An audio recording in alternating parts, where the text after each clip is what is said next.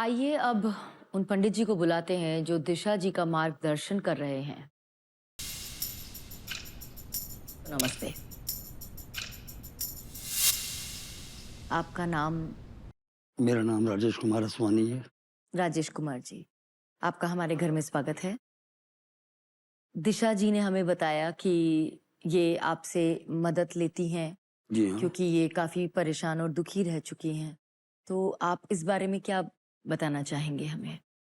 2021 में हमारी इनसे मुलाकात हुई। उन्होंने हमसे ये कहा कि हमारी भाभी जो है, उनका नाम नीतू खत्री है, वो आए दिन कोई न कोई नौटंकी करती हैं। कोई मेहमान आता है या कोई बाहर वाला आता है, तो बीच में बोलने लगती हैं। आज कोई कार्य कर रहे हैं कि घर में कोई बात हो रही है, तो मेरा नाम आना चाहिए, दिशा का नाम नहीं आना चाहिए।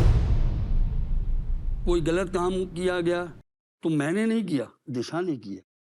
तो इसकी कम, उसकी ज़्यादा सुनी जाती थी। इन्होंने कहा भाई अब बहुत ज़्यादा बर्दाश्त के बाहर हो गया है, अब आप कुछ ऐसा करिए। तो चलिए, हमने इनसे कहा आप मिठाई लेके आइए, आप अपने परिवार में, उनके परिवार में सबको खिलाइए।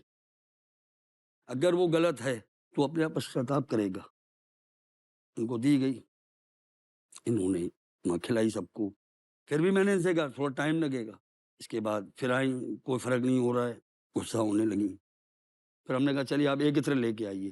कहा उससे क्या होगा? तो हमने कहा आप अपने शरीर में कपड़ों में इत्र लगा के उनके बगल से भी निकलोगे, तो वो खुशबू, वो गंध, वो इत्र है, वो दिमाग में उसके रहेगा कि हमने जो गलती की है, जो पश्चाताप किया है, वो उसको एहसास दिलाएगा। और घबराना नहीं। 19-20 थोड़ा बुखार आएगा, चक्कर आएगा, सब सही होगा। आपने जो भी उपाय इन्हें बताया उससे अ, आगे चलकर इनके बीच में रिश्ते और अच्छे हो सकें, बिल्कुल होंगे। उसके लिए वो उपाय बताया बिल्कुल, है। हाँ, मैंने सब बताया हुआ है। जो भी उपाय इन्हें बताते हैं, उस प्रक्रिया को क्या कहते हैं? हम उस प्रक्रिया को ये कहते हैं कि हमने जो मंत्र पढ़ा, वो जो विद्या दी गई, मैं उस पे अमल करता हूँ, ध्यान लगाता हूँ। जो मुझे मंत्र दिया गया, मैं उसको फूँकता हूँ, बस। हमारा और कुछ नहीं है।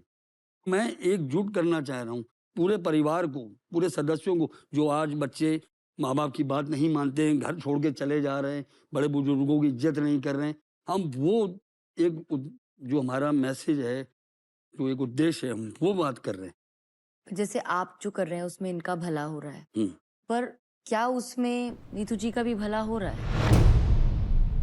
उनके यहाँ पर जो क्लाइंट्स आते थे, कस्टमर्स आते थे, वो आने कम हो गए हैं, अपॉइंटमेंट्स कैंसल हो गए हैं, तो उनका नुकसान हो रहा है। ये खुद इन्होंने बताया। ऐसा नहीं होगा, कुछ भी नहीं होगा। भाई देखिए मौसम है, हमने आपसे क्या कहा? हमने अगर उस बंदे के लिए ऐसी कुछ भी चीज़ दी है, जल दिया है, मिठाई दी है, इत्र गया है, तो वो वहाँ तक सीमित रहेगा। बुखार, सर चकराना, बस। उसके आगे इसमें कोई भी दोष नहीं होगा कि और आगे ये बात आगे बढ़े। तो बिज़नेस में नुकसान? तो ये तो उनके उनके व्यापार पे, उनकी डीलिंग पे है। आपने खुद बताया दिशा जी कि जी। हाँ, आपने जो कुछ भी उपाय किया है हुँ। उसके बाद उनके पार्लर में नुकसान होने लगा हाँ, है। जैसे अब पहले से कस्टमर कुछ कम हो गए हैं।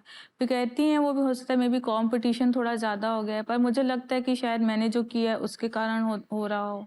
और करते समय क्या आपकी मंशा होती है वो कि हाँ, थोड़ा नुकसान हो ताकि इन्हें थोड़ी अकल आए? हाँ मैम, लगता तो है थोड़ा। जो जो गुस्सा है, जो बातें हैं ना मैम, वो मैं भूल नहीं पाती हूँ। बस मैं मैम उसे एहसास दिलाना चाहती हूँ, क्योंकि मेरा भी मैम कोई है नहीं।